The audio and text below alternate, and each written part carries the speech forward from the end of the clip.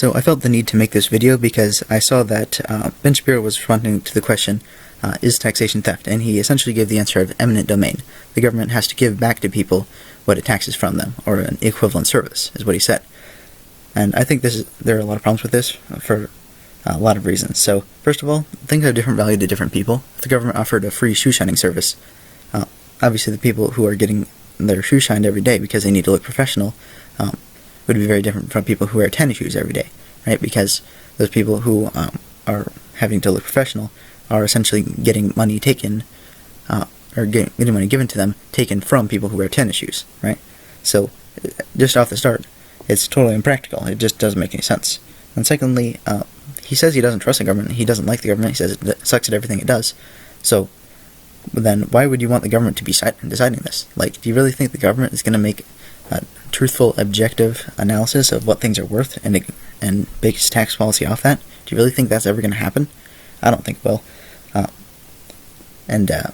Furthermore, while we're talking about objectively valuing something, like, what's an objective value for something? Like, how do you know exactly what a service is worth compared to what is being taxed, right?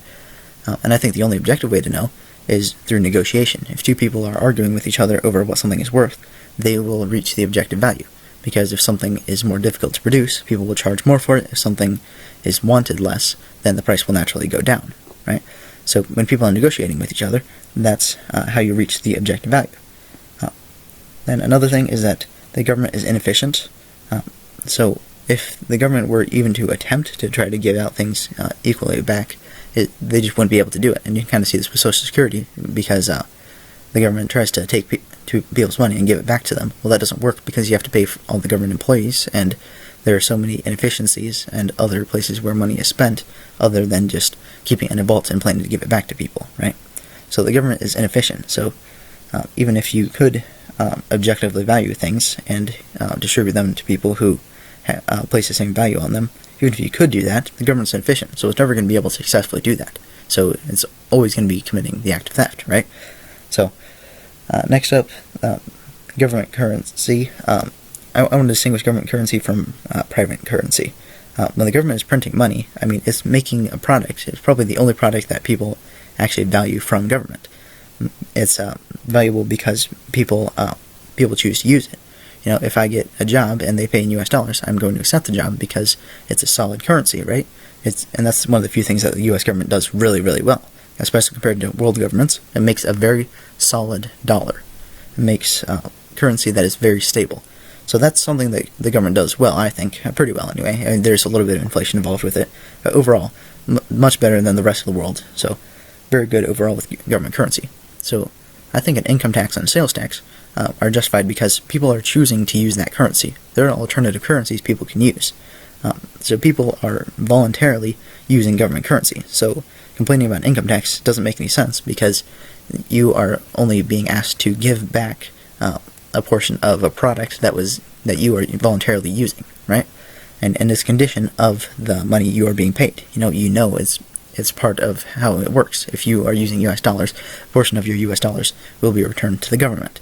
So that's something there. I mean, certainly certain types of tax are justified because you're choosing to use something made by the government. You are accepting a government product. Now, that said, I think there are currencies that you cannot tax morally. For example, Bitcoin, gold, and silver.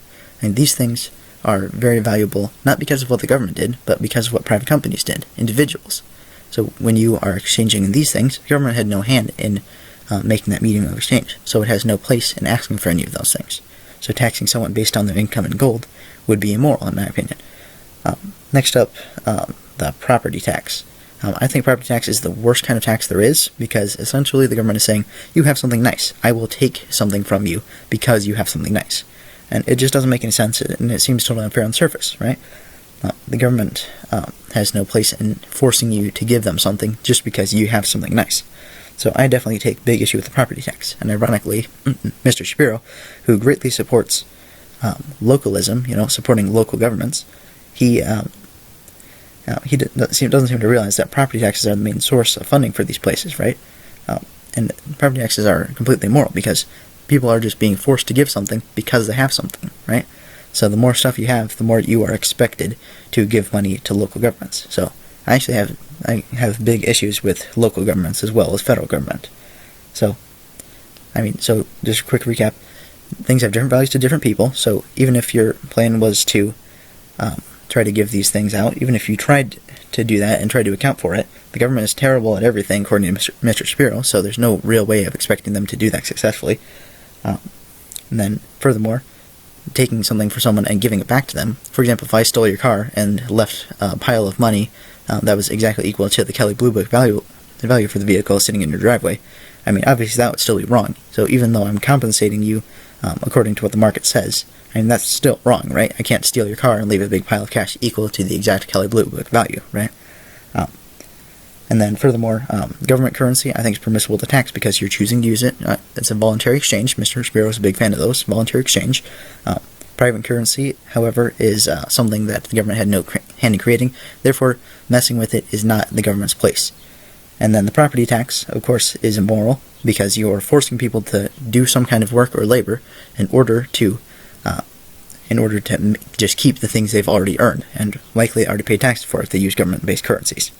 So that's why I think he's wrong, and let me know if I'm being fallacious or saying things that are just totally incoherent. Let me know about it in the comments section.